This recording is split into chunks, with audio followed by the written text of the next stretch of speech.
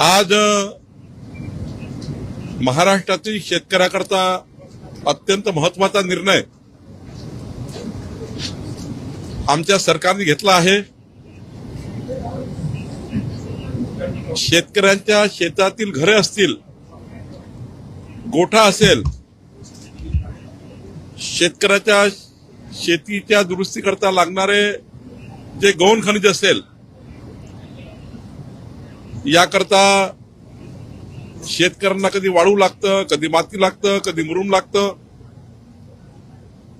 आणि मग अशा वेळी शेतकरी बैलबंडी किंवा ट्रॅक्टरनी गावतळी असतील, कुठे जलसंधारणाचे बंधारे असतील, महसुली नाले असतील, या ठिकाणी माती मुरुम मिळवतो आणि आपलं घरांची, गोठ्याची आणि सर्व दुरुस्ती करून घेतो। खरं तर विधिमंडळाची मागणी होती, अनेक सदस्याची मागणी होती, आमचे रणधीर सावरकर यांची मागणी होती, जवळपास विधिमंडळातल्या 40-50 सदस्याची मागणी होती की शेतकऱ्याला लागणारं गौण खनिज, रेती, गिट्टी, मुरुम जे शेतकरी स्वतःकरता वापरतात त्याकरता रॉयल्टी माफ असली पाहिजे। आज सरकारने शेतकऱ्यांना लागणाऱ्या गौण खनिजाची रॉयल्टी माफ केलेली आहे। शेतकऱ्यांनी एक साधा अर्ज तलाठ्याकडे करायचा आहे आणि तलाठ्याकडे अर्ज करून कुठून माती आणणार, कुठून रेती आणणार, कुठून त्या ठिकाणी मुरुम आणणार, याकरता त्यांना सुचवायचं आहे। आणि त्यामुळं आता यानंतर जे आपले शेतकरी आहेत त्यांना शेत रस्त्याची दुरुस्ती करायची असेल, त्याच्या शेतातले पावसाळ्याचे खड्डे दुरुस्त करायचे असतील, पावसाळ्यामधल्या चिखल दूर करायचा असेल, विहीर असेल, शेतघर असेल, या सर्वांकरता गौण खनिजाची आता रक्कम माफ करण्यात आली आहे।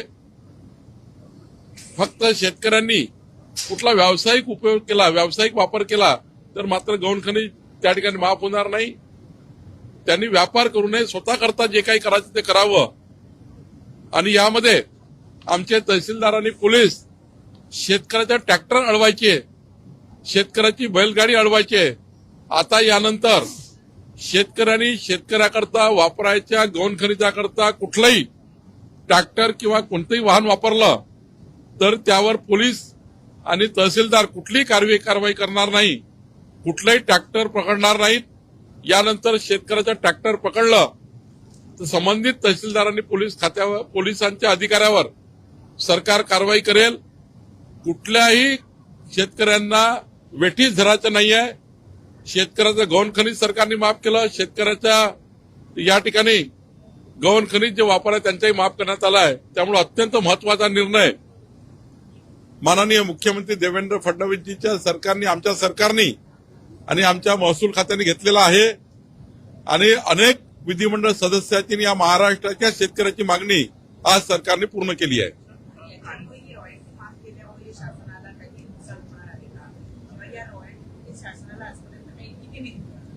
फारच कमी रॉयल्टी आपण घेतो, पण मला असं वाटतं शेतकऱ्याकडनं रॉयल्टी घेणे हे चूक आहे। शेतकऱ्याकडनं रॉयल्टी घेण्यापेक्षा व्यावसायिकाकडनं जी रॉयल्टी मिळतं त्या सरकारला भरपूर त्या ठिकाणी आपल्याला देणं येतं, स्वामित्व येतं। शेतकऱ्याकडनं कुठल्याही प्रकारची रॉयल्टी घेणे हे चूक आहे, कारण शेतकरी आपल्या शेताकरता काम करतोय, तो त्या ठिकाणी राबराब मेहनत करतोय। त्यांची मेहनत आज एवढी आहे की त्यामुळे आपला महाराष्ट्र जगतोय, देश जगतोय। शेतकरी नसेल तर आपण जगू शकत नाही। त्यामुळे शेतकऱ्यांनी शेतकऱ्याच्या कामाकरता रॉयल्टी घेणे चूक आहे, शेतकऱ्याची गाडी पकडणे चूक आहे, शेतकऱ्याचा ट्रॅक्टर पकडणे चूक आहे। आणि त्यामुळे सरकारने हा निर्णय घेतलेला आहे।